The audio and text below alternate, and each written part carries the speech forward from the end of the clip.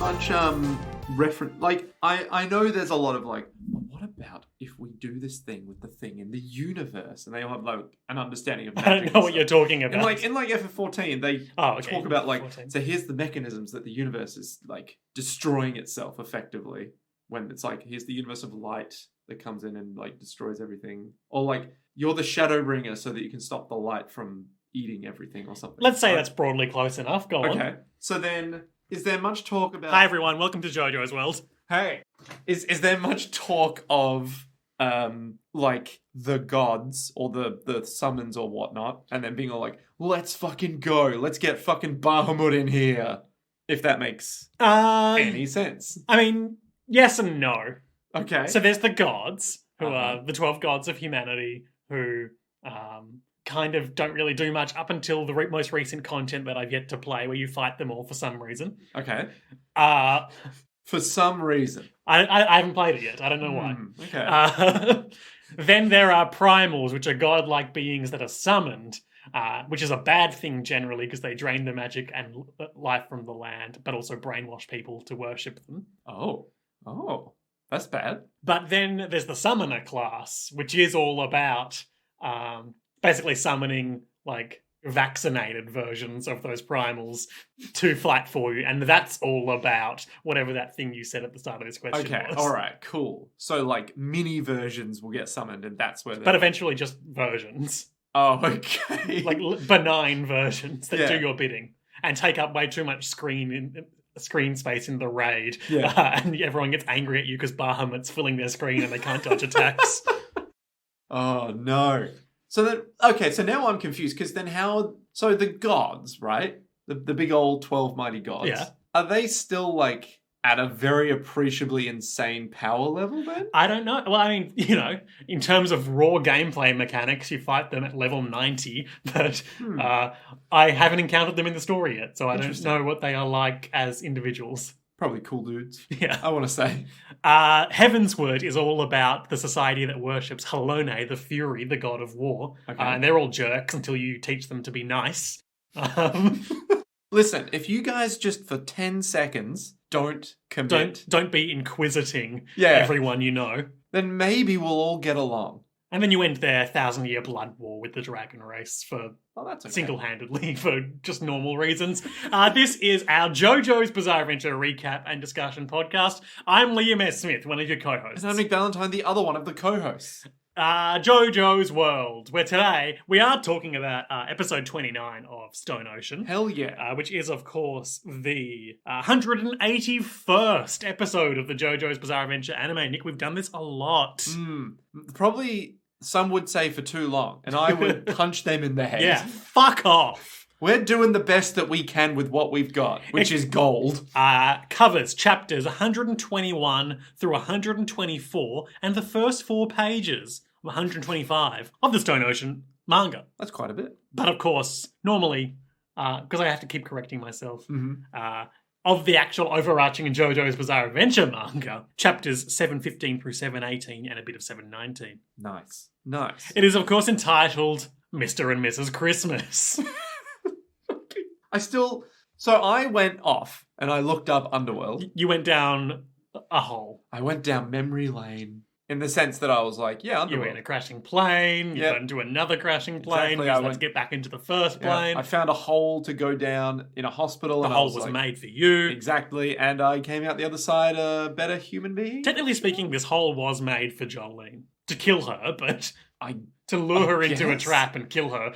I don't know if it was necessarily made for Jolene so much as made to run away so that they just didn't fight in the room while he was doing stuff.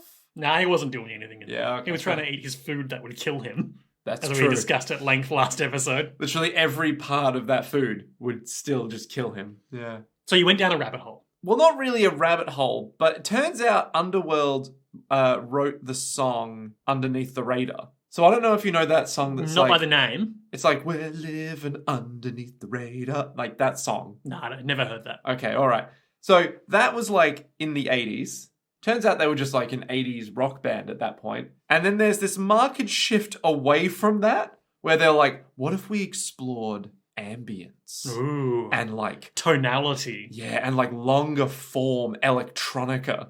And then I was like, well, that sounds more in line with what I like. Let me have a listen to it. Oh my god. They're good. Rad. They are amazing. They're just like, they've gone from like a garage band where they're like, we can be cool, right? We've got cool vibes, to yeah, we're gonna be genre defining some shit right here. Cool. Like, yes. It's dope. It's fucking sick. That's great. Love to hear it. And they were initially known as Mr. and Mrs. Christmas. Initially known. Well, I mean, I don't know. I remember they are known also as Mr. and Mrs. Christmas, but... They're worthy of the name? Well, I mean, look... They bring joy to thousands of children? I don't know if they do. They certainly bring presents to adults that make you go, oh, yeah, okay. Yeah. Presents that make you go, yeah. Yeah. Nick, before we get into JoJo's... Yes. I watched RRR recently. Triple R. Yeah, Triple R, the return of Randa Cage. It's that Indian movie that was Great Shakes a couple of years ago. Finally watched it. Friend of the show, Patty Stardust, once described it to me as like watching a Yakuza game or a JoJo's episode in live action. I'd say that holds up. It's good. Yeah. It's very extra. Any standout bits? Well, without giving too much away, there is a great action sequence where one protagonist is riding on the other's shoulders the whole time. Beautiful. Very early on, I'll describe this because it's not too much of a spoiler. Very early on, there's a sequence where one of our protagonists is being chased by a wolf. Okay. And he sees tiger tracks on the ground. So he diverts his path towards the tiger and then jumps in such a way so that the tiger, which wants to hunt and eat him as well, basically punches out the wolf. Okay. Is this like a tiger that's just there? Yeah, just in the jungle. For some... Oh, in the jungle. The mighty jungle. That makes a lot more sense. I thought this was in like a city for some reason. No. You know, the concrete jungle. Yeah. Yes, the Tokyo jungle. The Tokyo jungle. As available now on PlayStation 3. So you've been watching a good film. I just watched a film, Clive Barker's Lord of Illusions. And now I've heard of this from you this morning. Indeed. never prior. And at length. It sounds to me, based on your summary of the plot, like, what if The Mummy was a horror movie and took itself seriously? With more random occult with more magicians as well. Fewer illusionists and more magicians. Ooh. Job. Yeah. From the Bible. Job, his greatest illusion was turning his wife into a pillar of salt. Is that Job? It doesn't matter. I don't know. I'm not a Bible guy. But there's no good bits from that film. So I thought you liked it. Oh, I did like it. I love all Clive Barker's work. In a sort of like watching like a I don't know why this came to mind. Crash. I was gonna say like a puppy die.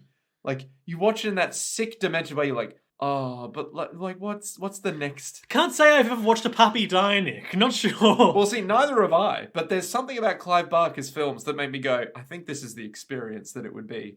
Just this long, drawn out, like, oh, Jesus. Okay, here we go. It's got Jean Grey from X-Men in it.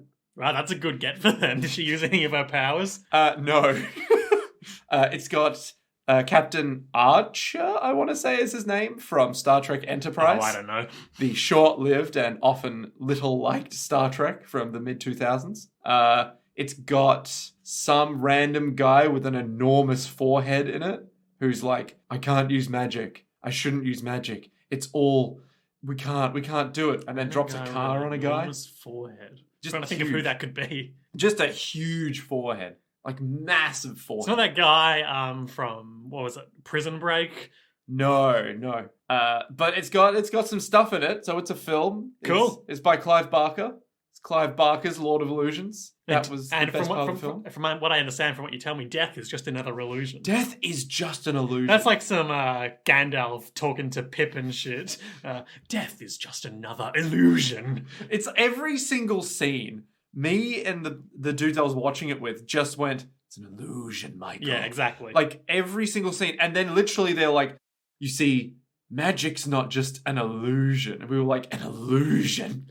And everything just comes back to, what if it's just Now You See Me, but a horror movie? Kind of, I guess. If it's the same film that we're thinking of. Or The Prestige. Yes, it's like the Prestige. In fact, it's Clive Barker's The Prestige. Yeah, infinitely worse in every way. In other news, I've been continuing my exploration of the Final Fantasy video game series. I've finished Final Fantasy 1 Pixel Remaster and Final Fantasy 2 Pixel Remaster. They any good? 1 is like, it's good in that way. I may have talked about 1 on the podcast before, but it reminded me almost of playing a like Link to the Past randomizer, in that like one of those ones that give you some hints about where some things have been spawned. Because in that, NPCs will talk to you and like kind of vaguely describe the world, but most of what they'll say is just like a vague hint about where the location of your next objective might be. But sometimes you don't even have that, and you just wander the world map and see until you can find whatever unlocks the next bit of progression. Interesting. Like, in a way that's like, great, so now you just have to do this thing. It's like, where is that? You just have to do this thing. Yeah, I have no idea where that is. The Pixel Remasters have added an overarching world map, which certainly helped. Yep. Because I could look at that and say, I don't think I've been over there yet. There's probably something over there. But, yeah, it's just kind of wandering around and, like, things that broadly resemble, you know, RPG story events might happen. Like, you go into a cave and fight a dark elf. Things that broadly resemble, quote unquote, story. Yeah. Final Fantasy 2 was a big revolution in that it has characters and events.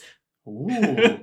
It's basically Star Wars in that there's an evil invading empire. You've got to save the princess. The princess briefly is an evil snake that tries to seduce you until you kill it, and then you get the real princess back. There's a Dark Knight. Was this the one that had like a bit of a Middle Eastern flair to it? I thought so too, based on the character designs. But like there's like a master thief named Paul, so it certainly hasn't come through in the translation. Are you saying that a name like Paul, almost like Paul Atreides, wouldn't be allowed in this Middle Eastern flavored world, even though clearly Paul is the most Middle Eastern flavored name I've ever heard? Well, in that sense, it is a bit like Dune and therefore Star Wars. Exactly. This desert society full of people named Jono. What's the? It's like 6 degrees of Kevin Bacon. This is like the 4 degrees of Star Wars. Yeah. It's like Final Fantasy has a guy named Paul, like in Dune. Therefore, it's like Star Wars. Yeah. You know, it's just like Star Wars. The Emperor was the villain. I'm shocked. I'm absolutely shocked. You saw very little of him, so he was very like he doesn't get a lot of time to expound on his characterization. So he's basically just a guy who like his defining feature is that he really wants to conquer everything. So defined by that when you kill him, he immediately conquers hell and comes back, and you have to kill him again. Oh my god! So again, very simple character, but there's something kind of compelling about that simplicity. Just knowing that deep down you'd be like him if you were cool. Yeah. And I've started. Something else I liked that was you've got a rotating 4th party member slot, so you get like a wizard, a pirate. Eventually, the Dark Knight joins you. So that sort of gave more these rotating characters and their motivations. Kind of gave your party a bit more flavor. Nice. 3 seems to have entirely walked that back, and it's basically the same plot as 1 again, and very minimal blank slate characters. But it's got a job system, so we're making improvements in other areas. Yeah. It's fine. Are they made by the same teams? Like, I don't know. I don't know enough about their development histories. Because I'm wondering if they would have been like Final Fantasy 1, massive success. We'll bring in some people to like help make Final Fantasy 2, and then we'll get, or maybe they were like, we'll just, you know, get the same team to make Final Fantasy 2, but we'll get Final Fantasy 3 being made by another team, but they make something like Final Fantasy because that was very popular. Yeah. You know? I have no idea. You know, creative business unit 1 and 2, you know? I read a good quote recently from Yoshi P, or Yoshida, what's his fucking name? I can't remember. He's the producer of Final Fantasy 14, and he's also producing 16? Yeah. And so Naoki Yoshida, that's right. Naoki Yoshida. So, it's excerpt from an interview here. So my final question is, there's been a lot of debate online about what makes a Final Fantasy game a Final Fantasy game. Is it the story? Is it the characters? Is it the combat systems? I'm curious for you, what is Final Fantasy to you? And I really enjoyed his answer. It kind of made the rounds a bit, so you may have seen this already. I have not. Okay. Go on. Well, the listener may have. My answer is simple. You need to have the best story. You need to have the best graphics. You need to have the best battle system. You need to have a lot of content. You need to have the chocobos. You need to have Moogles. You need to have great sound, and that makes a Final Fantasy. And if you're missing even one of them, the fans will hate you forever. Yeah, he gets it. He gets Respect. it. That is a fantastic fucking response. That's just gamers in a nutshell, isn't it? You've got to do everything right or you're the worst. No, you've got to be the best or else we'll hate you forever. Yeah. Amazing. Jojo's Bizarro Adventure. We open on a hospital. Yeah, the beautiful Lucky Land West General Hospital. Lucky Land General Hospital. Anasui and Weather Report are lurking outside being like, Weather Report, who's in there? Do you sense them? And he's like, yes, I sense them. And then they're not in the episode again until the end. Yeah, that's a good point. They really are. Well, to be fair, only 2 minutes past this entire episode. Yeah. If that, actually. Yeah, they're still walking towards the entryway. They're just like, we'll start making our way over there. 21 seconds pass. Wait, what's going on? Hang on, I'm getting a text. Oh, man. Well, my mum's wishing me happy get out of prison day. Hey, Weather Report, how are you feeling today? Yeah, pretty good. Got a text from my mum. Who is your mum? Can't remember. She's just in my phone as mum. Gets his memories back. Oh, my God. My mum. My mum. I didn't like her. On the plane, Jolene and Hermes can't find an exit. That's troubling. Right up until they do find an exit, which is the main door out of the plane. Yeah. So Jolene is literally like, okay, we got to get off this plane. So you there, flight attendant lady. Open the door. Hermes, hold on to my string. I'm going to jump out of this aeroplane. And so Hermes is like, what? You can't just jump out of an aeroplane. But she can, and it doesn't depressurize because I guess they are underground and not in an actual plane. I guess. It's a bit weird, but... It works. Yeah. Respect Jolene, it works. She's jumping towards Versus and Poochie. Gonna punch him right in the face, solve this whole plane conundrum. Just quick smart. Yep. But oh no, another aeroplane. Mr. and Mrs. Christmas is the power to manifest crashed aeroplanes. So this is like a fighter jet or something? Yeah. That's been hit by a MiG. What's a MiG? A MiG is, I think it's like a Korean plane or like a different variant of fighter jet that's renowned for its quick maneuverability. It's a Russian aircraft corporation. Russian. MiG, commonly known as Mikoyan and MiG. So their fighter jets are like the MiG-9 or whatever, I think. Or MiG-6. That could be like a Cold War era conflict. Yes, exactly. Or something. Yeah. Every fighter jet nerd for quite a while was like, yeah, the MiGs, man, the fucking MiGs, Nick, tell you what. We were talking recently about US coverage of UFO sightings, and there's been a lot in the news again about that recently. What? Has there? Yeah, hang on, let me see if I can pull it up. I'm only bringing this up because we discussed it previously. I mean, no, let's be honest. Maybe 2 episodes ago. Let's be honest, this is a thinly veiled attempt to pivot the entire podcast into cryptids. Yeah. Bigfoot sightings in the US. It's like, you knew from the start when we started this podcast that there would be cryptids in part 6, and you were like, now Nick, when we reach part 6... Yeah, I mean a cryptid. I'm sorry to disappoint you, but that is the only cryptid we're encountering. Wait, wasn't there a second one? Am I going crazy? Maybe. I thought there were rods and there was another one, maybe. Just like Bigfoot was sighted. I talked about Bigfoot previously. There was a crocodile that popped up in an episode. Crocodiles. The scariest cryptid. You got to admit, though, cryptids, honestly, when you think about them, are just animals that we haven't found yet. There's also the Fresno Nightcrawler. The Fresno Nightcrawler? Yeah, the Fresno Nightcrawler, who I will pull up and show you. Liam, what the fuck is the Fresno Nightcrawler? It's my neighbor at 5 a.m. What the fuck is that? It's kind of just a walking butt. Set of legs? Like just a pod with... It's kind of a the day my bum went psycho situation. So is the Fresno Nightcrawler the species, and they're just a bunch of Nightcrawlers? I don't know, that's literally all I know about it.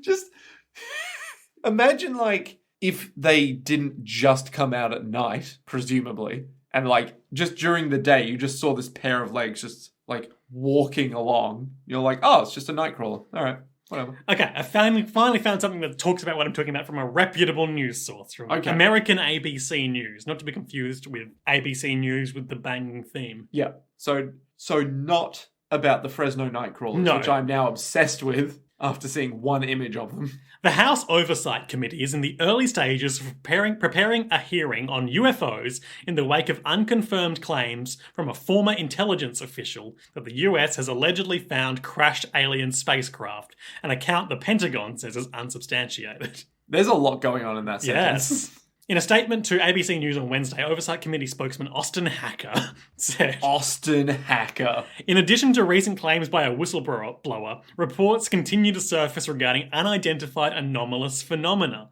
Ooh. The House Oversight Committee is following these UAP reports and is in the early stages of planning a hearing. Why are they... Why... Okay, so... Some dude sees a UFO. David Grush, the former intelligence official, alleged the US government has a covert program focused on recovering debris from crashed non-human origin spacecraft and is attempting to reverse engineer the technology, the online tech outlet The Debrief reported.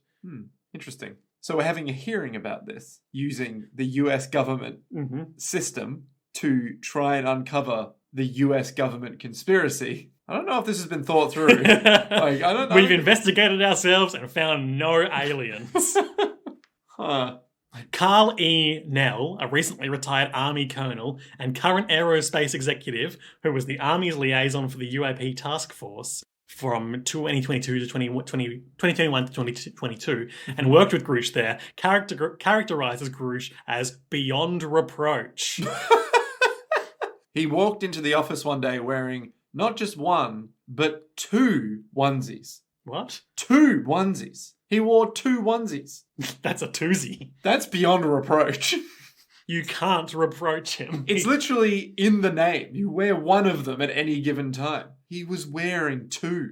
Where have you gotten this concept from? I just made it up there. Okay. Anyway, so that's not relevant to our podcast or probably going to result in anything interesting, but It is happening. It's happening and we should all be made aware of it. Yes. As Jolene flies towards... an aeroplane. As she's trapped within a fighter jet. That's right. So she punches the windshield and then she's inside it and the pilot is like, hey, who are you? It doesn't matter. We're going to die anyway. Yeah. Versus is like, you idiot. He's like, check the damage for me. And the camera pans down to reveal that his whole right side is missing.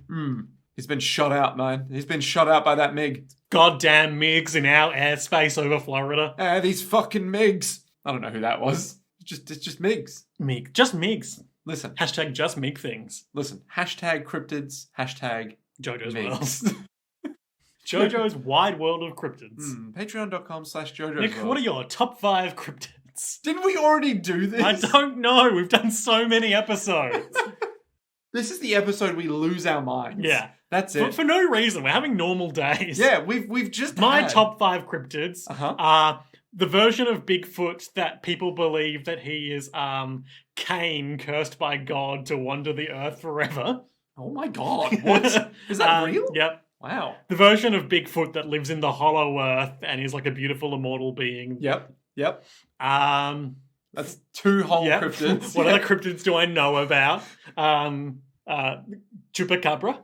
Yep. The Fresno Nightcrawlers. I guess. Yeah, he's pretty cool. Yeah. And I don't know, let's say, got to do something homegrown. So let's say the Yowie. Oh, it's been a long time since I heard about the Yowie. Can you still get Yowies, like the chocolate?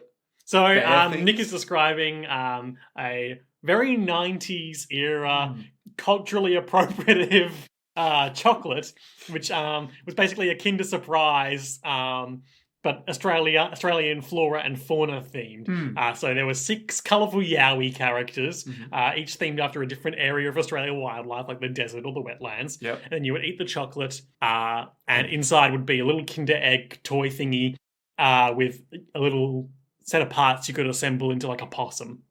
Maybe they stopped. And they also had a series of books and associated media about how the Yowies would protect the nature from pollution, Captain Planet style. Interesting. I don't remember that part. I just remember chocolate. I went big into the Yowie extended universe. It's like Yowies are to chocolate what Bionicle is to Lego. Yeah, they're the same thing. Yeah. Except one you could eat. Oh, yeah, I ate a couple of Bionicle masks in my time. So they're on this plane. They're trapped in this.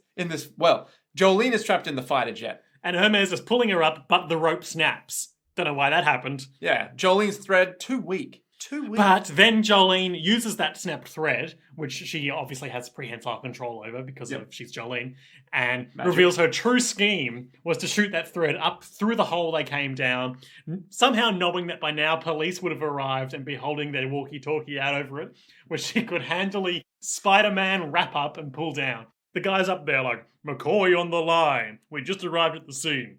There's a giant hole in the patient's room for some reason. It's fucking massive. Now keep in mind, he can't see the thread either. So his walkie-talkie just comes out. Yeah. He's like, hey, I guess I dropped it. And then the other guy's felt like it was yanked out of my hands, but I guess I just dropped it. Butterfingers Joe over Fucking here. Fucking Joe here. You'll be dropping your gun next. Literally, like, the thread comes back up, takes every part of his takes apparel. his clothes, takes his belt and his pants fall down, revealing his heart boxer shorts. Oh. Speaking of congressional hearings... This is the one where we literally lose our minds. No, saying heart boxer shorts reminded me. Do you remember, Ben Jenkins, host of Free to a Good Home. He's on Dragon Friends. He was on The Checkout for a while. The Checkout? No. But if you show me an image, I might recognize him. Oh, he's deleted the tweet. That's a real shame. Wait, you mean the guy from the Sun one, the one that's like praise the sun. It's like love the sun, and it has. No, that's a different Ben. Good guess though. Oh, okay. Ben Jenkins tweeted a great political tweet, which he's promptly deleted. It has since been deleted, unfortunately. I want to see if I can find it though, because it is funny. Is it? Hang on, before you find it fully. Is it Australian politics? Yes. That arguably most of our listeners will not get. Yeah, but I don't give a shit. It's funny. It's a funny. I think most of our tweet. listeners are in America, and we have to listen to American politics all the time. That's true. That is true. This is our fucking revolution. Ben Jenkins tweeted about, when Christian Porter was suing the ABC for defamation. Yep. Because Christian Porter was accused in the process did massive reputational damage to himself, much like seems to be happening a lot these days. Yeah.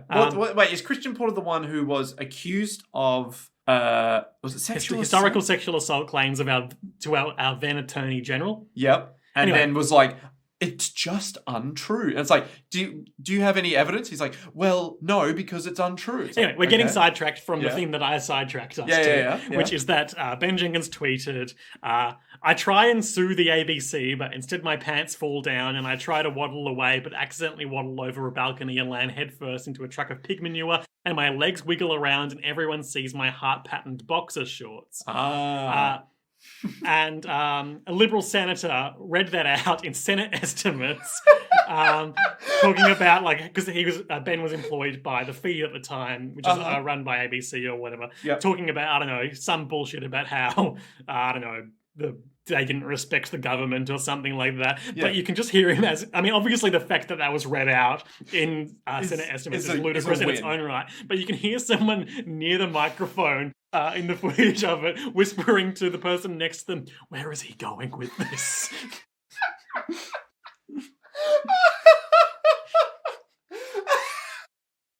And this is why we need to fund the ABC. This is the important work of government. I just love the idea that they leaned closer to the mic to do it as well. Oh, I think they might have just been near the mic. Oh yeah. Well, it's like this is like there was some Senate hearing with, I think it was like not Kevin Rudd, it was who's the Scott Morrison. Yeah, I think it was actually Scott Morrison, where he was like being super vitriolic about something, but in the background on the Liberal side of Parliament, there's just one of the senators. And we will, of course, clarify for our international listeners that Liberal is the more mainstream but still pretty radically conservative major party here. Yeah, so we have Liberal and Labour. Labour is centre-right and Liberal is far right. Pivoting further and further right by the day. Yeah, it's pretty worrying. But like one of the Liberal guys in the back was getting really bored. And so just out of nowhere, just starts air guitaring. That fucking rules. And he's there. And Scott Morrison's like, we need to take action. And Labour and fucking Greens are like, boo. And this guy is just sitting there like, ah. He just starts doing, he starts twiddling. He's doing like twiddling fret fingering. Yeah, fret fingering, like twiddling his fingers like he's soloing. And then this other hand is just doing this, where he starts picking the strings with his other hand and he's like, and you're just like, our taxpayer dollars at work. Yep. Just, oh God. Pucci is looming behind Versus, smugging at him as he does for much of this episode. Yep. She knew her attack would fail. She just wanted to get out of the plane to get that walkie-talkie. Because you see, modern models of walkie-talkie can be set to dial cell phones. Oh my God. Doesn't that just make it a phone? I guess. But it's got a different interface, and you'd probably predominantly link to the walkie-talkie frequencies. The walkie-talkie community is very, very, mobile and loud. Yes. They're very vocal about what is a walkie-talkie and what is a phone. Versus starts his double heel turn. It's like, hey, can you shut up? I'm trying to concentrate. I'm actually still winning, Father. Father Pucci thinks he's so great. Fucking Pucci. We get the great Versus backstory summary, where his life sucked since he was a small child and he ran away from his neglectful parents, and some shoes, some spikes, as the narrator keeps calling them. Yeah, they're definitely shoes. I guess that's slang. I haven't heard it. Spikes, shoes. Google. It's not like Jordans or anything like that. Running spikes. It's apparently a common term. No, running spikes are the spikes you get on the bottom of shoes. Nah, it's track shoes. What are you talking about? Running spikes. Track running spikes are a specialized spiked running shoe that are used by athletes in track and field events. You have the maximum grip on the ground. Yep, I haven't heard that before, but willing to go with it. Okay, sure. A pair of spikes fell from the sky. They landed on him. They were baseball spikes, even. And it turns out that here in Florida, they were from the famous Japanese baseball player Ichiro.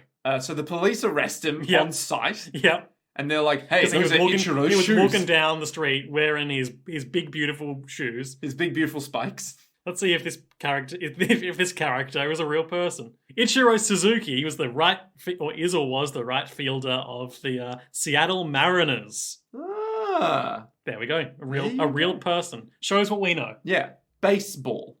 Here at Jojo's World, we occasionally make mistakes because we're constantly talking about out of our asses about shit we don't know about. So I'd like to apologize wholeheartedly for everything I've ever said on this podcast, and I take it all back. I will be deleting every archival episode. Listen, and submitting it to Senate estimates to have the transcripts read out. Where is he going with this? Can we just have, unironically, a guy over there on a soundboard? Nick's pointing to another chair in the room, sort of the cuck chair position. The cuck chair with a donut sitting on it.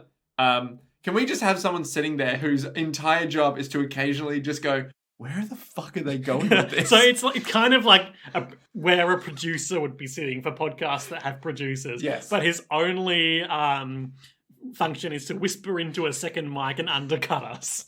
Just literally looking at like someone outside the window being like, are you okay? It's like, no, these motherfuckers don't know what they're talking about. They never shut up. They don't even talk about JoJo's that much.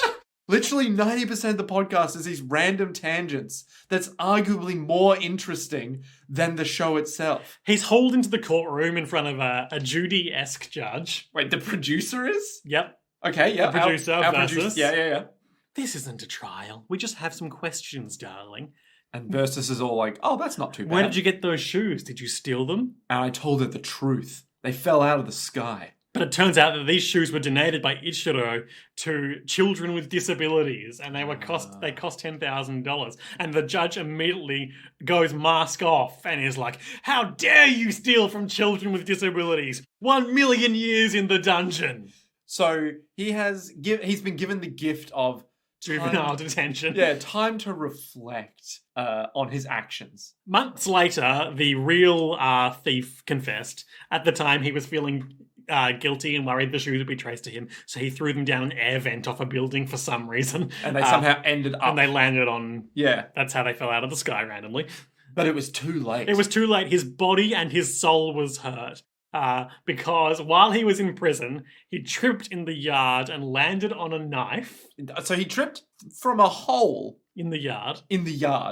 Just a hole, fell over, and there was a knife sticking out of the ground. In a plastic bag. He cut his hand on it, and then... So he's in juvenile detention. Yep. And this man is described as a few years older, a prisoner a few years older than me. Mm-hmm. And he looks maybe 60. He's balding. He's got a big bald patch both at the front and back of his head, huge jowls, and he is 8 feet tall and 300 kilograms. And he's like, "You fucking idiot. I was hiding that knife here at juvenile detention. I was going to shank the lunch lady and you've taken that away from me." A gang henchman. Okay, we can actually do the math on this because he's quoted as 3 years older than Versus. Mm-hmm. And let's check out Versus's biography on the ever inaccurate Jojo wiki. Now, hang on. You rag on the Jojo's wiki, but where else are you going to get these facts from? Well, we're going to go to the better one, the one that I like, jojowiki.com. Okay, all right, okay. So he, Versus at the time of this fight is 25 years old. Yep. So this man is certainly no older than 28, which even that is a stretch. But this is also in his backstory. So let's see if we can find a firm age on that. 13 was when the baseball shoes fell out of the sky. So this kid's 16 years old. Yeah, this 70-year-old balding man is 16 years old. Listeners, you've got to find this guy if you haven't seen him, because he is the most 60-year-old man I've ever seen. So this is the title of the episode now. It's just, he's 16 years old. I was in juvenile detention for 100 years. Oh, how old are you? In the hyperbaric time chamber.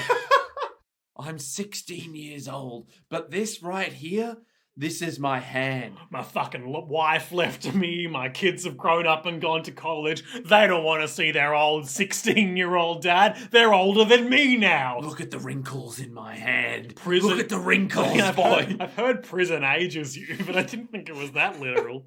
Like fucking hell. Oh, Jojo's Bizarre Adventure is beautiful. So this 16-year-old beats the life out of him. Yep. And he can't fight back because his hand's been, And then when he's in the infirmary, bloody pus and a worm gush out of the womb in his hand. He's just having a bad day. The womb, I said. Wound. The womb of his decline. The womb of his hand gave birth to a worm. That worm is his hand son. which we call a worm. What the fuck? And he almost died from a fever. Oh, yeah, he's having a bad day. He's having a real bad day. So since that day, he's looked down in society and hated it. And there's a great non sequitur here. To his burgeoning psychic abilities. I'll just give this quote directly, without judgment. Without reprieve. One time, I pissed next to a trash bin. The walls crumbled down, and a woman's skull showed itself from the walls. And that's the end of the story. Oh, okay, all right. So Versus is a bit fucked up. Yep. Now I understand that my bizarre life where my power is subconsciously manifesting it. I suppose you could make an argument that all of these three sons had a similar thing in that regard. They did a bad thing. Rikiel had that thing going on with his eyelids, which you could argue was subconscious manifestation of his power, drawing rods, stealing the heat from his eyelids. And the other guy, whose name I even now forget, because he was never explicitly named in the manga. Are you talking about Pinocchio guy? Yeah, I'm talking about Bohemian Rhapsody Man. Yep. I guess lived in a world of fantasy from doing drugs? ? I can't remember anything about him. Oh, because he had no characterization and barely any dialogue? Well, we never said that. No, we're not saying it was poorly delivered. That's not what we're saying. It was my ability, Mr. and Mrs. Christmas, that gave me such a miserable life. But now I control it. And he has a lot of shots of him looking over at Father Pucci menacingly. Yeah. But does this mean I'm indebted to him? No. My father, Dio's blood runs through my veins. In this way, Versus is the most like Dio of these three sons, in that he had a hard life, and that he's gonna let that define him to be awful. Yes, but to be powerful. He's got ambition. Yes, exactly. My father's blood runs through my veins. What makes you better than me, Father Pucci? What if I obtained heaven, So he starts digging at the wall. Yeah, not turning around, like just real subtly scraping at the wall with his hand. And he's just kind of like, just having a happy little dig, having a happy little like... And he reveals an image of Father Pucci. What? What? In the wall? In the wall. And he looks at it and he's like, I will attain heaven. I have the right. I'm Dio's son. I'm Apollo 11. And it's true. He reaches into illusionary Pucci's cassock. Mm-hmm. What the fuck is a cassock? I think we've been over this before. Have we? Yeah. A cassock. Hi, my name is Paul Cassock. I'm a D&D character. A full-length garment worn by certain Christian clergy. Ah, cassock. And he pulls out Weather Report's memory disc. And he says, how can I use this to my advantage? I want the power to go to heaven. I will do it. And I just imagine, like, Pucci over his shoulder being like, sorry, did you say something? No. No, that was an aside. You can't hear it. Listen, I'm fighting Jolene in my own time, in my own way, all right? No need to worry about me. Jolene calls Emporio, who is out on the street going to the Speedwagon Foundation. Yeah. And Jolene's all like, Emporio, listen the fuck up, okay? We're both trapped underground. In aeroplanes. Hermes is in a commercial plane and I'm in a fighter jet. They're crashing. We're underground. Solve it for us. And Hermes has the great comedic bit of in the middle of the street. I mean, Emporio has the great comedic bit of standing in the middle of the street going, what? That's great. There is a brief bit we skipped over where there's like a thing with Jolene being like, oi, how do these planes eject? I've seen it in the movies. Oh, yeah, and the fighter part just looks back and goes... But it didn't. Yeah, the fighter part's like, well, if you pull the lever, nothing will happen because we're going to crash. Father Pucci's all like, hey, Versus, you got to be careful. Yeah. Jolene's pretty good. If you're not careful, you'll lose Versus. And Versus is like, you shut the fuck up. It's later in the episode, but there's a bit where Father Pucci does an interjection like that, and then just everything goes red on Versus, and his internal monologue just goes, shut up! God, it's so good. It's so good. Long story short, Jolene crashes the plane into the other plane to get back into it because they won't explode because they're both destined to crash.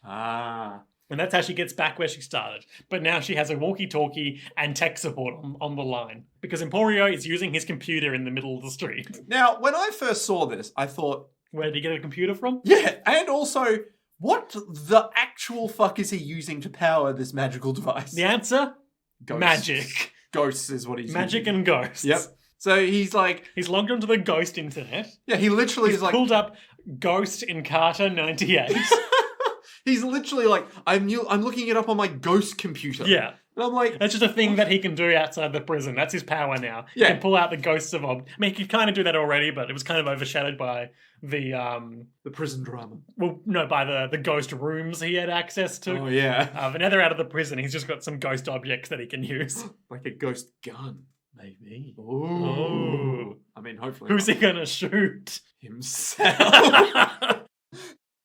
Don't give kids guns.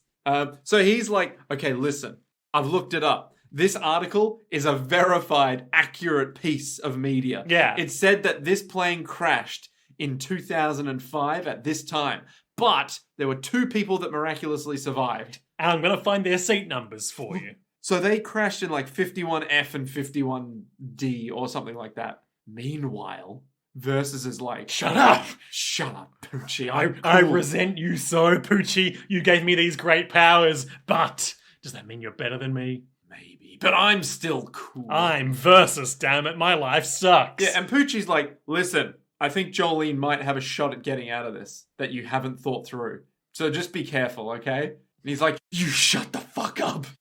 They're dynamic for these whole 2 episodes. I fucking love it. I love it so much. There's a sequence where they've realized Emporio tells them what seats they need to get to right at the back of the plane, and so they are running up to get to the plane before the plane crashes. Yeah. And Mr. and Mrs. Christmas is shooting along the ceiling up next to them. It's a bit of a foot race. Yeah, and he's like, look, it's futile. There's no way to stop the plane. And I noticed something interesting on its design as they were racing, as it zoomed overhead, which is it's got a star icon on its chest. You know, obviously links to the whole the Jojo's bizarre adventure of it all there, especially with Poochie and Weather Report and the Suns getting the Starbirth mark, seemingly randomly. But also superimposed over that star icon was what looked to me, I don't know how to pronounce this quite right, the, what is it, Caduceus? The what? Or Cordicus, perhaps? Oh! It's the medical symbol that is a... It's the one with like the snaky. There's a staff with snakes curled around it. Yeah. I'm making a large circular motion with my fingers and realize no one can hear that. But I'm making a circular motion with my fingers. Oh no, I'm mistaken. Actually, it wasn't. It was the rod of Asclepius. Ah, the rod of Asclepius. Of course. Of course. What the fuck is that? Well, per the Wikipedia description of it, a serpent-entwined rod wielded by the Greek god Asclepius, a deity associated with healing and medicine.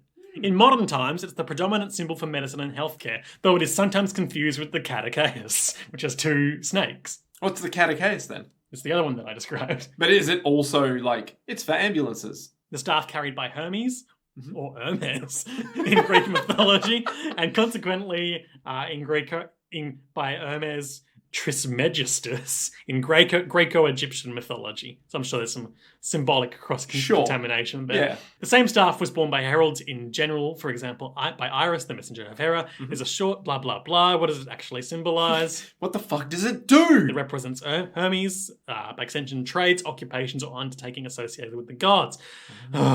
So it's just like, if you want to do stuff, this is the rod for you. Not that other rod. That's for healing. This rod, which is a business rod. It represents printing. I'm sorry. It represents printing. Yeah.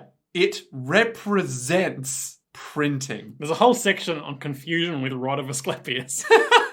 Oh, amazing. Anyway, it's got the Rod of Asclepius over the Joestar star. Which I guess is just because the fight takes place in a hospital. Maybe. Or he manifested his stand as he was being taken to the hospital. I don't know. But either way, he's got it there. He's got it there. Weird. It's on the logo of the World Health Organization, various medical institutes. Quite a few, I'd imagine. Trying to find a compelling link here. I guess with the whole stuff with dead people in the underworld, is that anything? Maybe. Maybe it depends on the god, or maybe Araki just saw it and went, yeah, because they're in a hospital. Yeah. Possibly. 80% of JoJo's Bizarre Adventure can just be boiled down to Araki saw it one time and thought, oh, you know what? That right there, I reckon I can get on board with that. Well, I guess we'll never know. Anyway, it's there. They race him up the aisle, and as they're passing, like I suppose it's like the division between first class and economy, or just a structural division in the plane. Yeah. Jolene smashes it to the right, pinning him to the wall, though that does not actually stop him from doing anything else he does in the episode. Yep. He's very much like, I just need to destroy those seats, and then you'll all be dead. Classic Namek exploding moment. They say, there's only 21 seconds left. So at this point, I started mentally counting seconds in my head. And it takes much more than 21 seconds for anything to happen, let me tell you. Well, between all those cuts, internal monologues. Exactly. So we've got to get to those seats. Don't sit anywhere else. It's only those seats survive the explosion. They were in an air pocket. So the two people that are sitting there, Hermes and Jolene, are like, get the fuck off those seats. You're just memories. You haven't got any souls. You're not real. Fuck off. You're nothing to me, all right? I'm real. I have a soul. Turn around. Oh, no. Oh, no. So what Mr. and Mrs. Christmas has done is it's shot back up the hole it's created, grabbed some kids from the hospital, started chucking them down. We've got a little girl who's got burns on and bandages on her face. And she's like, where's my medication? Where's the nurse? What am I doing, sirs? Then a kid who looks like Bart Simpson jumps down. He's got spiky, sticky, uppy hair. Yep. And red shirt and blue pants and also one leg and a wooden leg. And he's like, where did you... This isn't my room. This is what kids in Florida sound like, by the way. So, literally, like, when they look at them and the kid's like, it just takes me a minute to stand up. I was literally thinking about, like, the orphan kids in The Simpsons. Yeah. Where they're just like, I get so cold. just that's the level of, like, have pity on the poor hospitalized kids. They don't know any better, and you're like, oh no, oh dear. So he's like, they're like, that bastard, I can't believe he's throwing sick kids into the death plane. And then he throws a third one down. Yeah. He's just kind of a little bit fat. He's just he's like also a chubby bald, kid. so he might have cancer. Oh, God. I didn't even... I just thought he would... So, you know how the 16-year-old guy looked a bit old? Yeah. This guy looks like one of those old Japanese gurus who's like got a cane. He's got monk vibes. Yes, and he's just like there with like his cane, and he's just like, "What can I do for you, good sir?" But he's probably a cancerous child. He's probably like a 7-year-old kid who's gonna die in however many months. So outside the plane, Versus exults in his apparent victory, like, go on, push them out of the way and take their seats. Then you'll survive, Jolene. But the damage to your souls will be absolute. So I think his idea is that because they'll be so racked by guilt, they won't be able to fight very well. Yeah, and then they'll crawl out of the wreckage, and his less efficient with combat standards will easily overpower them when their mental walls are down. Yeah, because he doesn't have guilt. He's been broken by society enough to know that there are no rules anymore. Yeah, Pucci's like, but you threw down 3 kids, so one will die. So won't you be guilty about that? And he's like, nah.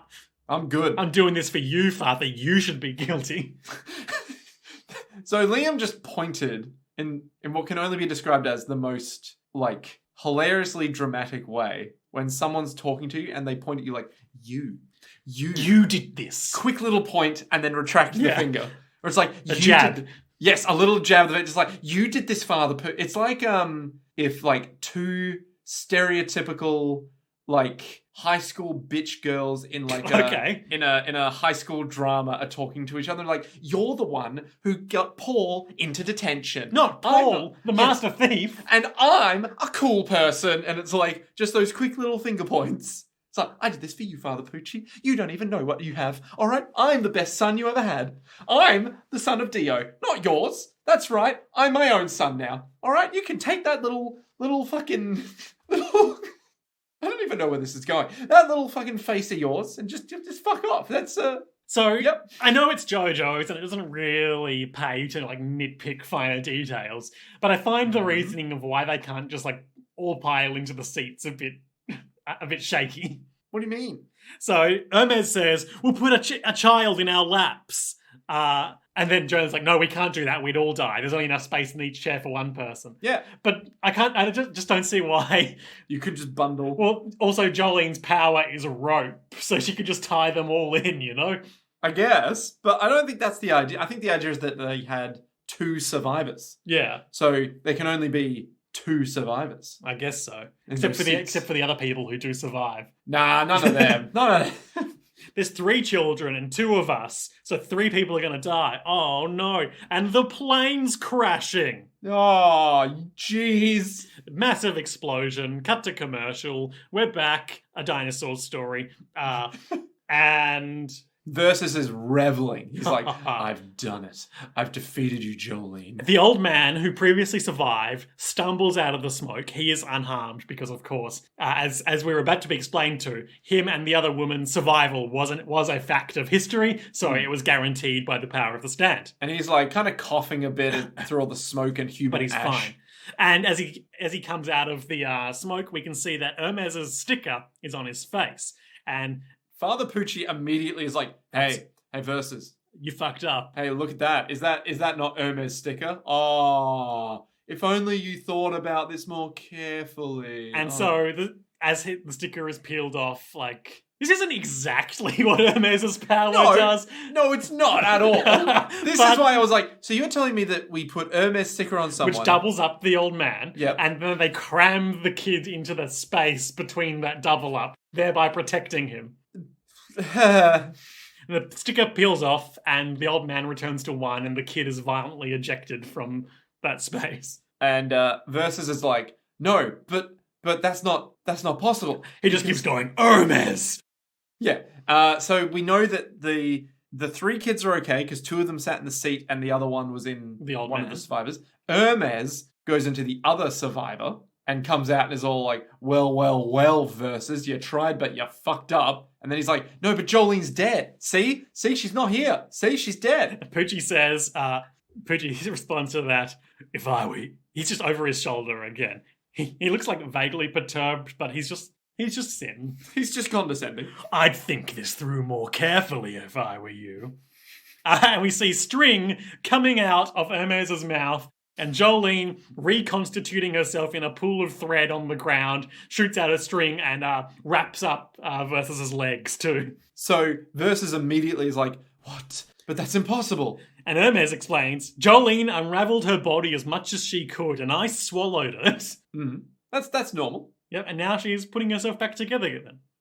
And then Father Poochie's like, Jolene Cujo isn't filled with guilt, but rather coming at you, burning with wrathful justice. What you gonna do now, Versus, you little She's shit? coming at you. What you gonna do? And Versus, in true Versus style, is like, well, I'm gonna punch. And but fails. punch is too bad. Jolene strings him up. Really punchy strings. And like this position he ends up in is hanging by his ankles from the string, which is presumably looped around something up above. But he swooshes backwards and goes right past Father Poochie, who just like uncaringly like throws his head back so he isn't clocked by the body of Versus. So good. And just outside of his context, the most stupid line. You won't be digging a hole or excavating memories any longer. You gotta admit, that's a good one-liner. And they're approaching him, and Hermes is like, I'm gonna kill the priest. Should we do this together? Poochie's like, you lost Versus. Jolene's gravitational pull was much better than yours. I literally can't remember what happens after this. If they go to kill them both, but then Versus reveals that he is holding a disc in his hand. He screams out Weather Report's name, and his stand flies up into the sky and leaves the hole, and everyone is shocked and stopped. Poochie opens his cassock to reveal his bare chest, and no disc there, and he's like, what? Did you take it from me? When you flew past me just then? Was that when you took it? Give it back. It belongs to me. You don't understand the power of that disc. And he's all like, it's too late. Sorry, I'm not gonna die here. I'm Versus. This really doesn't stop them from killing him at all. Like, nothing is immediately happening. Yeah. So, Underworld goes up. Yep. And is all like, Weather Report. I'm finally starting to understand why I was born. No, you don't understand anything. And everyone's radiating katakana. And we start to get some ominous foreshadowing as Poochie says, his memory must stay with me, at least for another 3 days. And everyone's like, what? It's too late. You can't finish me. He will regain his memory. I know, because I read his memory, that he's not the good guy you think he is. And Jolene and Hermes are like, what? But he's so lovable. We love Weather Report. He doesn't even remember how his ability really works. Father Poochie sealed away his demonic powers. Demonic powers? What? And then we all begin to empathize and with Father Poochie, but then we stop empathizing and start being confused because Father Poochie screams out, Versus, you're nothing but a thatched hut. What does this mean? You have no place in the grand purpose you and I fought for. What does that mean? What the fuck does that mean? You're nothing but a thatched hut. Something that you would think would be in the African savannah. Something that Trogdor the Burninator would burninate while he was burninating the countryside. Something which you would not send into space. You know? Something that doesn't seem aligned with the intent of anything that this show has been talking about thus far. A thatched roof is made from straw or reeds. A thatched building has a roof that is made from straw or reeds. E.g., they lived in a thatched cottage, a cottage with a thatched roof. But why is he a thatched hut? Is this some fucking like He's got blonde hair. Okay. Like straw is blonde. Is it just because he's weak, unlike Apollo 11? I guess. Like, maybe? It's gotta be, right? Is this a cultural thing that just wasn't translated? Look up thatched hut Japan. Maybe there's something in Japan that's like, to call someone a thatched hut is in fact the same hiragana combination as this other or the same kanji as like this other thing, which is actually a massive insult. And we'll be like, oh, so is it a translation thing then? Or is it something else? Like... I don't know. No, I genuinely looked this up before watching, and I could not find anything. A minka, or house of the people, are vernacular houses constructed in any one of several traditional Japanese building styles. They were the dwellings of farmers, artisans, and merchants, i.e. the 3 non-samurai castes. You're not a warrior? Is that what he's saying? Maybe? You're just a temporary means before we invent things like tiled roofs, maybe? Maybe he's an architecture nerd? I don't know. I don't know. No, he's a space nerd. Haven't you been paying attention? That's true. He is a space nerd. He just wants to go to the Colorado Space Center. Oh, wait, no, not Colorado. I'm looking at Nick in a baffled way. Kennedy Space Center, that's the one. A simple thatched hut is often the subject of Japanese poetry. Ah, interesting. And then nothing relevant is said. So maybe it is a cultural thing. Maybe it's like... I'm looking at Japanese resources via Google, but I'm getting nothing on this.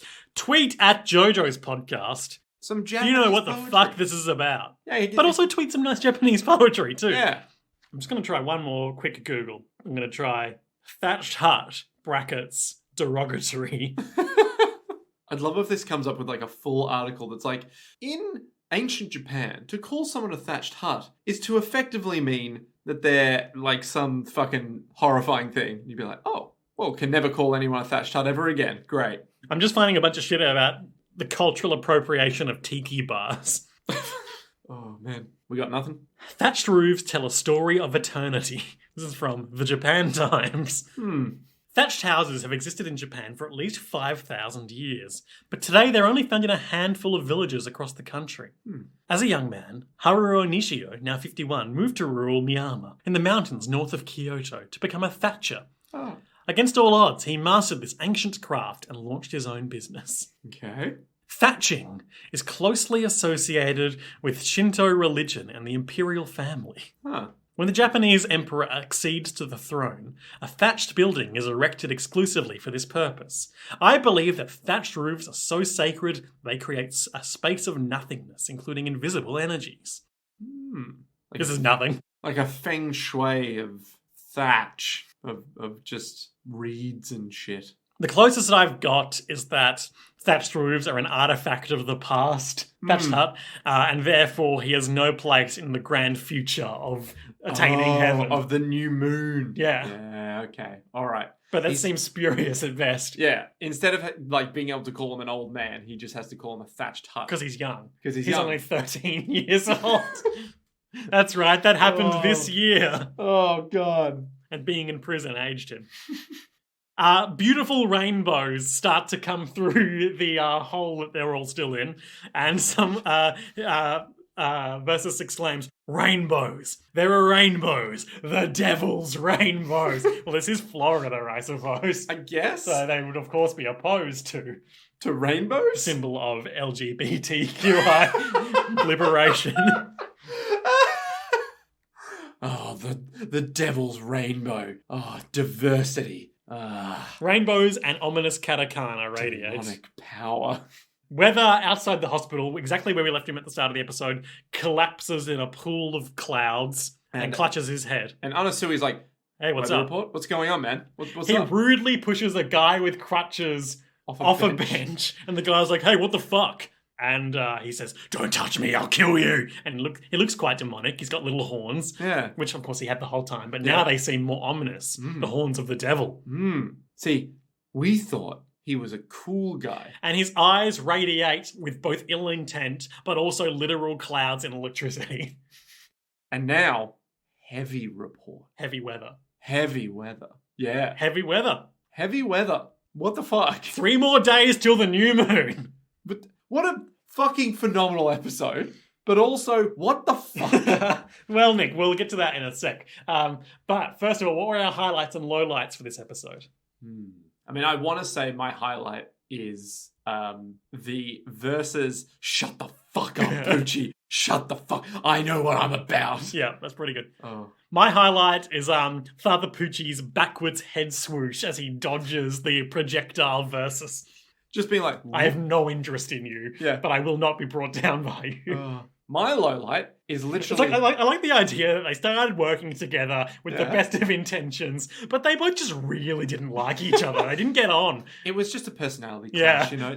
There's nothing you can do in those situations. My low light is just Hermes' sticker now magically lets people fit inside other people. now. Fair enough. Kind of. My low light, also a bit of a power nitpicky one, is how did Jolene know that walkie-talkie was up there? Well, the police officers were talking quite loudly. You know, old Butterfinger Joe up there. Well, Nick. Yeah. 3 days remain until the new moon.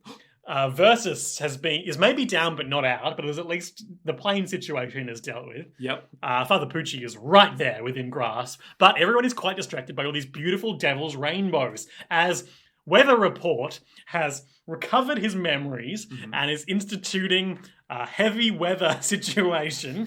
And seems to be quite distressed or abrasive. Emporio's around. What will happen next time?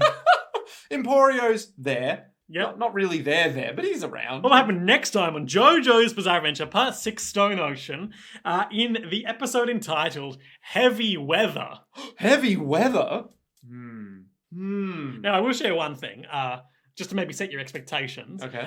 Several times throughout the last couple of parts of JoJo's, you've talked about how bonkers stands have been getting. Yeah. And I've replied with the phrase along the lines of, you haven't seen anything yet. Yeah. And this next stand is the stand that I've been thinking of when I say that it's about to get bonkers. Okay. All right. I mean, unless it's something like he could already control the weather. He can control the weather basically at any distance. Yeah. So, in theory... But now rainbows. The devil's rainbows. Yeah, in theory, he could just make, like, hurricanes and cyclones. That's true. He could wreak untold havoc. So he's unlocked his potential now. His memories. He's eaten a Shinzu bean and been like... Sensu bean and been like, that's it. I get it now. That's not what they do, but okay. Well, like, he's healed his amnesia. Sure, yeah. Yeah. He ate a disc. He ate a disc and now he's heavy weather. Okay. So, I have 2 questions. Yes. One, what do you think the stand power will become? The Devil's Rainbows have been mentioned. The Devil's Rainbows. And 2, afterwards, I want to ask, what do you think, like, the dark secret in his memories is that he'd be the devil that Father Pucci sealed his powers away? Yeah. Because we know that he's the brother of the priest, but he has the birthmark, which makes him a son of Dio. No.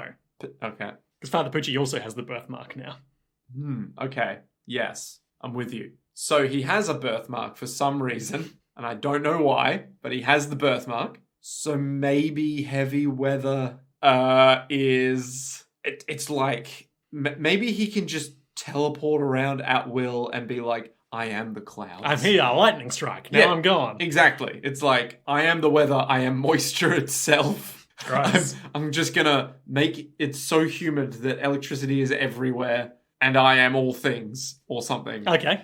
Maybe it's something... Maybe it's something to do with, like, alternate dimension shit. Where, like... Not a bad guess, honestly. Yeah, not like, right, but not a bad guess. Yeah, it's like he walked through a cloud into some magical other world. Like, what's his name? Vampire guy from part 3 at the end. Dio? Kills Iggy.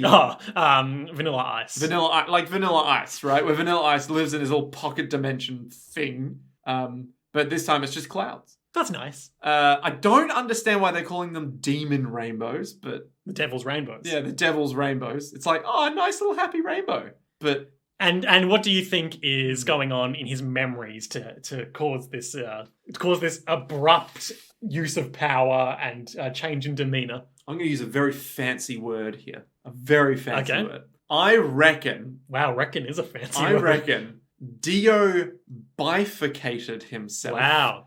Down a path of two brothers. 2 entities, right? One is the Dio we know and love from part 3. Sure. The other one is Weather Report. Dio is Weather and the priest's brother? Something like that, right? Do you think they're not literal brothers? They are sworn brothers, like Darunia and the King of Hyrule? No, I reckon that the priest gave up something to... Maybe split his body in 2. So they made like a little green baby situation. Yeah, something like that, where it's like he grows up and he becomes... Weather Report. Yeah. But he was too dangerous to be kept in possession of his memories. Exactly. So he came out wrong, Liam. He came out wrong. He was a bad green baby. And what do you think is going to happen? Is he going to be on Poochie's side now? Is he going to be a third element that everyone's going to have to contend with? I reckon he's just going to be like, it's like Knuckles, right? He's not really working for Eggman. He's just some random guy who's there. He's just going to be like... That's the best analogy. Look, it's the perfect analogy because Knuckles he does have no boss, right? He has no boss. So he's all like, I'm Knuckles. Punchy, punchy. Sure, yeah. So he's just going to be around being like, hey guys, I'm Weather Report. And they're like, oh, you want to join me? It's like, no. And rainbow, rainbow. His head has the same sort of spike as Knuckles.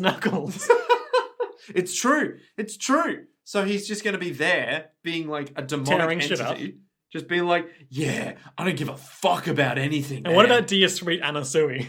Oh yeah, Anasui's there. Anasui might just be like, but Weather Report, you've got to get back to Jolene. I have to take my love and force it down Jolene's throat. And he's like, shut up, I'm doing weather shit. Yeah, something like that. Something like he's become, maybe for a little while he'll still be with Anasui, but deep down he'll be like, I'm plotting against you. Yeah, and then at some point run away. Sure. And just be like, I need to get to the Kennedy Space Center.